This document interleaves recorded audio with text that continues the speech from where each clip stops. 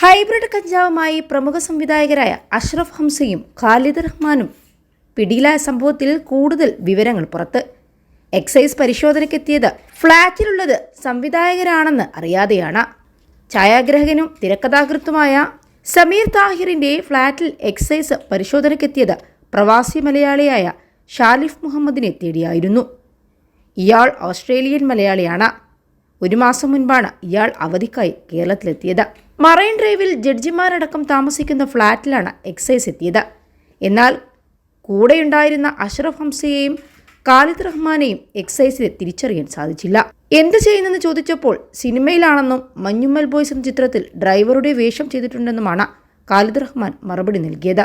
പിന്നീട് ഗൂഗിളിലടക്കം പരിശോധിച്ചതിന് ശേഷമാണ് ഇദ്ദേഹം പ്രമുഖ സംവിധായകരാണെന്ന് എക്സൈസിന് തിരിച്ചറിഞ്ഞത്.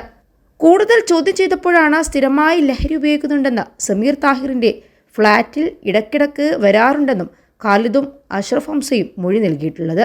21 ലക്ഷത്തോളം സന്തുഷ്ടരായ ഉപഭോക്താക്കളും 2 ലക്ഷത്തോളം തിമിര ശസ്ത്രക്രിയകളും പൂർത്തിയാക്കിയ മലബാറിലെ ഏക കണ്ണാശുപത്രി Al Salama high hospital, hospital road, Perinthalmanna.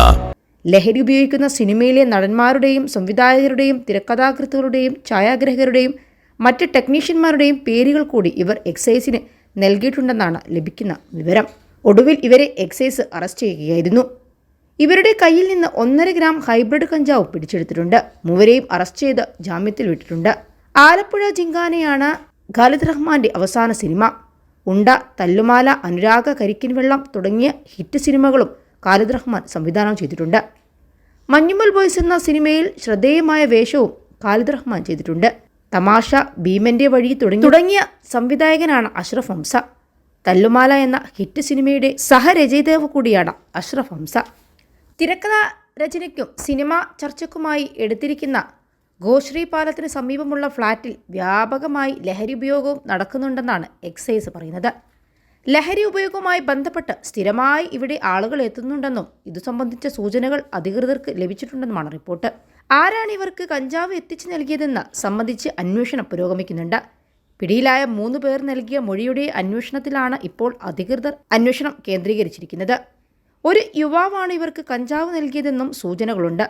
രഹസ്യവിവരത്തിന്റെ അടിസ്ഥാനത്തിലായിരുന്നു എക്സൈസിന്റെ പരിശോധന. എക്സൈസ് എത്തുമ്പോൾ ഇവർ ഉപയോഗിക്കാനുള്ള തയ്യാറെടുപ്പിലായിരുന്നു. ആലപ്പുഴ ജിങ്കാന തിയേറ്ററുകളിൽ നിറഞ്ഞോടുമ്പോഴാണ് ചിത്രത്തിന്റെ സംവിധായകൻ പിടിയിലാകുന്നത്. വിഷു റിലീസായി പ്രേക്ഷകർക്ക് മുന്നിലേക്കെത്തിയ ചിത്രത്തിന് പ്രേക്ഷകർക്കിടയിൽ നിന്ന് മികച്ച പ്രതികരണമാണ് ലഭിച്ചത്. അതേസമയം പിടിയിലായ സംവിധായകർക്കെതിരെ നടപടിക്കൊരുങ്ങുകയാണ് ഫിഫ്ക ഡയറക്ടേഴ്സ് യൂണിയൻ യോഗം ചേർന്ന ശേഷമാകും അന്തിമ തീരുമാനം.